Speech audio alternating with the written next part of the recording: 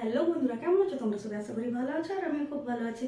কালকে রাতে ঘুমোতে একটু দেরি হয়ে গেছিলো, তাই জন্য এখন আমি উঠলামও দেরি করে।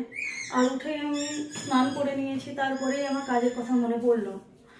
বেড টেডও কিছুই ঠিকঠাক করিনি, ঘরে ওপরে ওপরে মাকড়সার জালে ভর্তি। এখন আমাকে এইগুলো ক্লিন করতে হবে। কালকে করলেও হতো, কিন্তু আজকেই করতে হবে।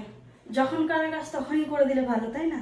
কালকের জন্য কিছু ফেলে রাখা উচিত নয়। স্নান করার পরে নোংরা না হওয়ার নতুন টেকনিক।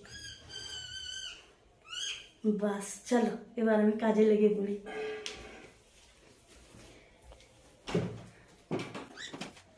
কিন্তু ওই বুকগুলো তো ঠিক আছে।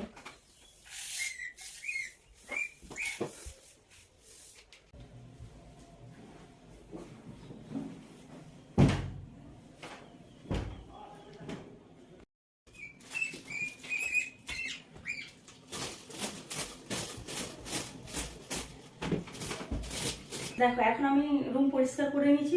এই রুমের সব কাজ আমার শেষ হয়ে গেছে। এখন আমি যাই বাইরে কি হচ্ছে দেখি। টাটা।